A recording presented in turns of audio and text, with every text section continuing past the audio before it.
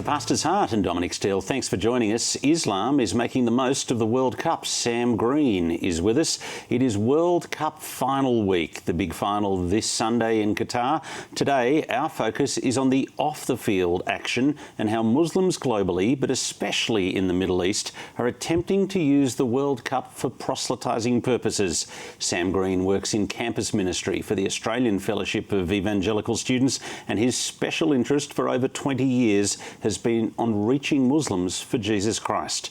Sam, there have been all sorts of stories in the public media about the culture war bumps between the West and East, stories about alcohol and LGBT concerns at the World Cup, but that's just the tip of the iceberg. It is indeed, and thanks for having me on your program.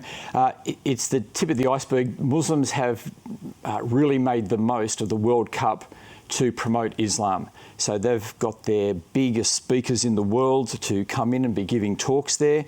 They've got placards all throughout Qatar. They've got testimonials from European soccer players who have converted to Islam. They're really using it as much as they can. I was at a church last night, and one of the men that was there said that while he was watching the soccer on YouTube, he was just getting the algorithm was giving him all these conversion stories, and he hadn't really looked them up during the soccer game on the YouTube side panel. And I assume that's going out to lots of people. So they are certainly using it for what they call Dawa. The word Dawa means invitation, and that's we would use the word evangelism. They would use the word Dawa, and they're making the most of it. Now, we've seen Christians over the years attempt to use things like the Olympics and those kind of things for evangelistic purposes. I actually was never convinced it was worth the effort and the energy. But there's a difference between what's going on here with the World Cup in that the government, when we think about the Sydney Olympics or the London Olympics, the government is agnostic to faith, whereas here you have the government clearly pro-Muslim in the faith and actually working hand in glove with the Dawa efforts. Yeah, absolutely, and so it's on a different scale altogether when the government gets involved. What success are they having? Oh, look, it's a little hard to know exactly because there's what they present to you, and that is all these conversion stories. What's happening on the ground, I'm not 100% sure, but certainly it's a great time of excitement for the Muslim world as they're being highlighted in this way. And they've been using this effort as an attempt to motivate Muslims to be better at outreach, be better at Dawa. How has that played out? Well, it certainly has, in that on the social media networks that I'm involved with. And you are involved in a lot of social media networks in terms of this dialogue. Yes. Certainly the Muslims I know there are very excited about this time and promoting what's happening. The Pastor's Heart, how did you get engaged in this? How was your heart moved to care for Islamic men and women?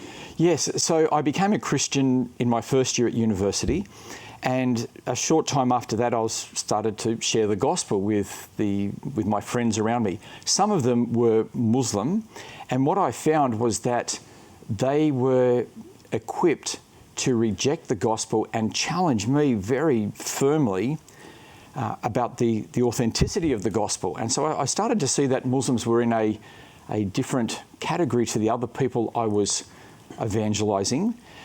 Just like I, as an evangelical, might work out, actually, I've got this particular approach if I'm talking to a Roman Catholic, and this particular approach if I'm talking to a secularist. They would have a pattern for working on you as a man of faith, of Christian faith. Yes. Now, I think the difference there, say with a Roman Catholic, is that Islam comes roughly 600 years after Christianity. And so what this means is that when you read the Bible, you never read about Islam. You don't have the apostles in the book of Acts evangelising Muslims, which they would if they were doing it today. And so when we read the Bible, we learn about Islam in a general sense, false prophets and people who change the gospel. But we don't know what Islam teaches to know if he is a false prophet or if he has changed the gospel. We've then got to go and do that extra step to find out. But when you read the Quran, it's 600 years later, and after 600 years, Christianity spread through mission to many places. It's down the Arabian Peninsula, it's all over the place. And the result of this is that Christianity is a major subject in the Quran. It's a major subject in the Quran. Often when we teach about Islam, when Christians teach about it or schools teach about it, we'll teach the 5 pillars of Islam. But really, Christianity is a larger subject than those 5 pillars. So, for instance, the Quran doesn't say pray 5 times a day. That comes from elsewhere. It doesn't give you the Shahada in the way that Muslims would say that. And so these all come from other books. But when it comes to Christianity, it talks about the cross, it talks about the Trinity, it talks about the incarnation, it talks about the fatherhood of God. It explains to Muslims how they're to interpret the Bible. It gives them hermeneutics, right, for the Bible. It gives them a political agenda for the Christian world. So it gives them a huge amount of preparation. And so when you talk to a Muslim, one of my first experiences was I knew little about Islam, and so I was it was a complete imbalance of knowing about each other, and so my heart there was really, this is actually quite a serious challenge to the church. I want to bring the gospel to these people, but I also see Christians not knowing how to respond, and I see the occasional Christian converting to Islam, and I said, we really need to be looking after the sheep. We need to be defending God's people, defending the truth of the gospel. And I was trained at the University of New South Wales that if you see a ministry that needs to happen, go and do it. Just start doing it, start doing it. And so, it was from experiences like that, and it all came together. And I said, we need some people from our evangelical community in this area doing this work. And I seemed to be the one who was there. And so I just started doing it. So what's your word to people like me, senior pastors of churches, there are so many priorities before me. I've got to get upskilled in this area, I've got to get upskilled in that area. And I can see that this is something I should be doing, but I haven't. Yes. Yeah, well, I guess what I'd say to pastors is you may look at your suburb and think, there's not many Muslims in my suburb, but that's only half, and maybe not even half of where particularly the youth in your area are living. They're living online, and online they are probably being exposed to the arguments of Islam. And so I know of a few very sad situations where churches in very white areas, away from multicultural Australia, but the youth are online and they pick up all these Islamic ideas. About a pastor's daughter who was led away from Christ. Yes, and I've actually heard that there are a few stories of this, of missionaries who have gone out onto the field and through the internet become Muslims. And yes, and so Christian girls through the internet becoming Muslims. Basically, it's, as I said, because Islam talks so much about Christianity, what it means is that the Muslim world has had 1,400 years of engaging with the Christian world and developing their arguments on how to convert Christians. And I think pastors just need to be aware of that, and that through the internet, young people are being exposed to this. And so you don't know what your young people are listening to or what they're hearing, because through the internet they can be anywhere. So elevator pitch, what do I need to know about Islam? So what I'd say is that you need to know some basics. The great thing about Islam, and this is what I find in my work, I think that many people see my work as sort of what you're indicating here, as a bit of a side tangent possibly to what I really need to be doing. But Islam asks us these questions. It asks us about salvation. It's not a bad question to be asked. It asks us about the Trinity and the character and nature of God. That's a great question. It asks us about our Christology, about the person of Jesus. And it asks us about the reliability of the Bible. I would argue that the Islamic world actually asks us more important questions than what the secular world is asking us at the moment.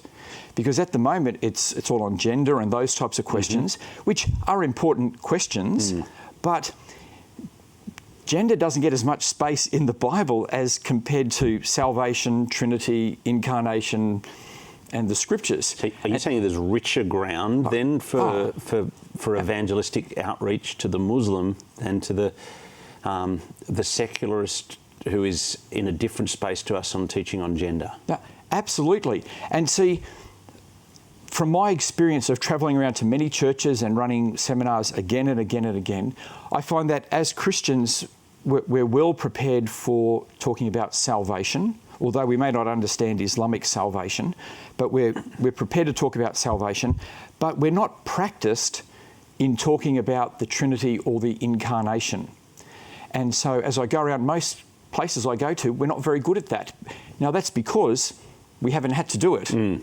But, and so part of my work is just practicing and learning how to better articulate those Gospels, and that's what I try to help people through in my book and website, and through debates where I model these things to people.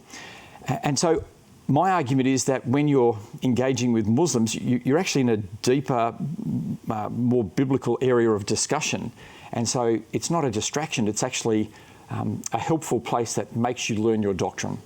So, I mean, I know this is going to be an artificial situation, but if I was a Muslim, we were at a coffee shop, you don't know that much about me, how would you go? What would you say? Yeah. Give me a... Yeah, absolutely. And this is my first session. So since Islam, as I've already spelled out, discusses Christianity and warns Muslims against Christianity in so many ways. So you'd be saying, so Dominic, you would know, of course, from the Quran, Dominic, that you're warned about people like me. What would you say? No, what I would say is, as I was saying, because Muslims are taught and prepared for us, that door swings both ways. Right, okay. The door swings both ways.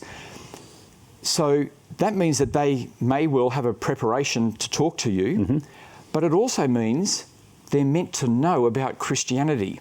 Just think about that. Being a Muslim means one of the topics in the Quran, a large topic, is you're meant to learn about Christianity. So give me your sentence. So here's my sentence. I just need to give that background so you can understand the sentence. What I say to them is, what have you heard about Christianity? What have you been taught? Good. And then I just listen to them. I don't try to correct them. And I find out who they are. I did that to one Muslim and he said, you've changed the Bible. Jesus never died on the cross and, he's not the Son of God. And I went, oh, okay, great. And I spoke to another Muslim and he said to me, I know nothing. I know nothing. And I went, okay, so I shouldn't assume too much here. And we just started reading the Bible straight away. Right, yeah. And then I spoke to another one and he said, my parents have told me not to talk to you. Now, he was an older man, but he said, my parents have told me not to talk to you. But he'd come to church, he was old enough and he decided to come. But that was also good to know that there might be some family hesitation or pressure there. And so that's where I begin, and I just listen to them and find out where they are. And then after I've done that, I would say to them, can I show you one thing about Christianity? And I've always had them say yes. And I say, can I show you what books are in the Bible? Now, it takes a little more time to explain this, but in brief, I take my first Bible study with a Muslim is the table of contents. And from there, I show them that it's Christians who believe all the prophets. Because one of the things that gives them an assurance that Islam is right is that they believe all the prophets. I already believe in Jesus. We believe in all the prophets. And so I don't need to listen to you because I already believe in Jesus. And so what I want to show them is that they don't believe the prophets. And I do that from the table of contents. And I say, look, here are all the prophets. And I explain the table of contents and show some of the books and the prophets. And then I'll compare that to the Quran and say, do you see how the Quran is just one man telling you about the prophets? And I think this is a really key thing that pastors and Christians need to know, that Islam, it's not the religion of the prophets, it's the religion of one man telling you about the prophets. And in this way, Islam is identical to the Baha'i religion, because in the Baha'i religion, you have to believe in all the prophets too. So the Baha'i, they believe in Muhammad, but they only believe what their prophet says about Muhammad. Right? And so you just need to show this to Muslims. Well, this is how I like to start my conversations. No doubt there are other ways people do it. That sounds really good. Although I'm just thinking most of my conversations with Muslims are in the 15-minute taxi ride between here and the airport, and I can't work out how to do that in the taxi ride. So, well, it takes practice, but I do it all the time. You do? Yeah, I do it all the time. I've done it several times this month. Okay. Where I will talk to them and just say, what have you heard? And then explain the difference of the Bible and say, do you see how, really from how I look at things, you just follow Muhammad while I'm following all the prophets. And that just sort of changes the ground. It helps Christians to not be deceived when a Muslim says, we believe in Jesus, we believe all the prophets, and you're going, hang on, no, you don't. Yeah. Right? You're like the Baha'i, you believe in one man who tells you. And it helps the Muslim to understand the difference, to go, wow, I didn't know that about the Bible. And it actually makes the Bible interesting and intriguing to them. Yeah. Great. Christians visit a mosque. Should Christians visit a mosque? I think that is a question that we need to answer from 1 Corinthians 8 to 10, in that you don't want to cause a young Christian to stumble, and you don't want to cause the wrong impression to the Muslims who may be there. And so if I'm with a team of Christians who are clear on the gospel, clear about Islam and its errors, then I'm happy to take them to the mosque. But if I had a young convert, even like school children, taking a group of school children there, and I might be giving them the idea that we go to church, we go to the mosque, and the man gets up and gives a speech, and the teacher doesn't say anything, and so that may not be helpful for people who are not firm in their faith. So that's how I do it. It's one of those causing the weaker brother to stumble type of issues. Engagement with Islam in our preaching. Yes.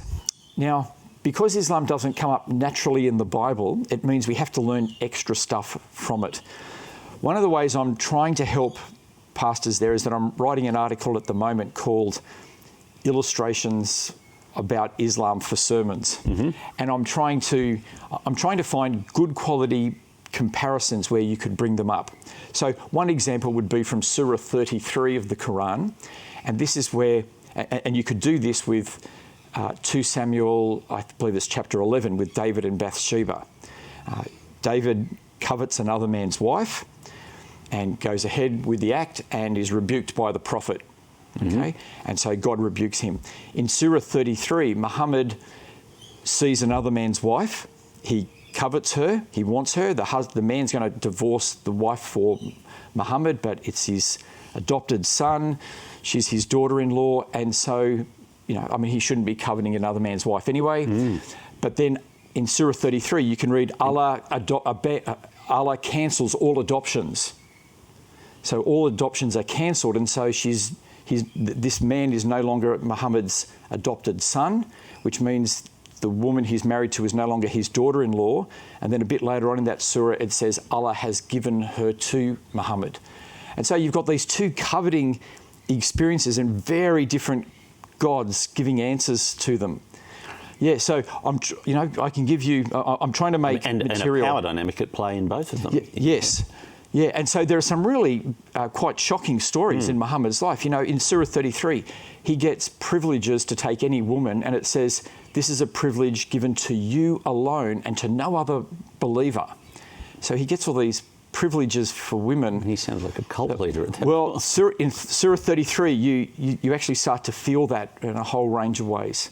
So I'm trying to gather resources so that ministers can give illustrations. I'm just thinking about preaching. I mean, one of the lines we've thought about in terms of if I want to reach a particular group, I preach as if they're in the room. Yes. And so I don't speak of the gay person or the person struggling with gender incongruence as somebody out there, but as if they're present here. Yeah. And if I speak like that, you might have this struggle, then in time it will teach our congregation that this is a safe place to bring those people. And so how do I preach as though they're in the room, or how would that principle apply? Yes. Well, first of all, I want to say what I've just said to you then, I've said in front of 1,000 beards and burqas at a big meeting. I was invited to speak in Bankstown, and you can see the debate, and I brought that up. I just said it very gently. I think it would have had power. Yeah. So I just said it very gently, and I just said, this is the reason why I don't accept Muhammad. I suppose you'd also, I'm just thinking, you'd probably also say on those ideas of salvation and Trinity, there'd be areas to speak to Islam there. Yes. So I'll give you two quick examples. One would be the Trinity. So with the Trinity, I think Christians often feel on the back foot. But I think one of the things we need to realise is that the Trinity is actually a really good solution. So Islam rejects the Trinity, but you've got to replace it with something. Mm-hmm. And so in Islam, God's breath, the Holy Spirit of God, is the angel Gabriel, right? But that's where you end up, right? So when you realise where you end up, when you reject the Trinity, you go, wow, that's really wrong. That's and so crazy. And so you can use that type of example in a sermon. You could talk about it and say, if we reject the Trinity, this is where we end up. And it helps people to see, that is a good solution, that the church fathers came up with. Another one would be with salvation. Very often we will think that Muslims believe in salvation by works, and this is true. But then I think Christians go, I know all about that because I've read the book of Galatians. Mm-hmm. But Muslims are not following the books and arguments of Galatians. So in Islam, there's actually three ways to be saved. There's the jihadist martyr. They go straight to paradise. Mm-hmm. You can have full assurance in Islam. There's the good Muslim who goes into the grave, and then various things can happen to them in the grave. And then there's the bad Muslim who goes into hell first and then into paradise later on, as long as he's believed in the oneness of God. And so, we can spell out that and talk more intelligently about their doctrine of salvation rather than just saying it's a salvation of works. And so we can actually give some details. And if a Muslim was in the room, that they would go, yes, the martyrs do go straight to paradise, and we have to acknowledge that. What about the cross and the crucifixion in Islam versus Christianity? So the Quran speaks about the crucifixion in 3 verses, and most of the time Christians and Muslims focus on Surah 4, verse 157 to 158, and that's where it says that Jesus only appeared to the unbelievers to have been killed and crucified, but God raised him up to himself. And that's normally interpreted to mean that someone was substituted in Jesus' place. But it says that it only appeared that way to the unbelievers. And so, it's a little vague, but that's the common interpretation, that it was Judas or someone who did it, though the Quran never says it's Judas. And I've done this in a recent article, and it's all available online on the crucifixion. The other 2 verses which speak about the crucifixion, which are Surah 3, verse 55 and 5, 117, they both use this word which is only ever used. It's used 24 times in the Quran, and it's this word mutawafiki, and it means to take your soul in death. And that's the only way the word is ever used, and that's used twice to describe the crucifixion. And so I was just having a debate recently with Shabir Ali, and he acknowledged that, for me to say that Jesus was on the cross and he only appeared to the unbelievers to have died and everything else, he said that was quite an acceptable interpretation, because I'm trying to apply the same exegetical tools that I've learnt as an evangelical. When I apply them to the Quran, you get a slightly different answer to what's often said. So the common view is that somebody replaced Jesus, but when you read it a bit more carefully, I think it's saying something different. Again, I've got a booklet on that you can download where I take you through all these different interpretations and everything else. But I think if a Muslim was saying to me, Jesus never died on the cross, I just look up a few of these verses and show them that that's not the case. Thank you so much for coming and talking to us. A pleasure to be with you. My guest on the Pastor's Hut, Sam Green, and Sam, he's involved in the Australian Fellowship of Evangelical Student Ministry in Tasmania, and is also the AFES's key guy in terms of outreach to Muslims. And you've been with us on the Pastor's Hut. We will look forward to your company next Tuesday afternoon.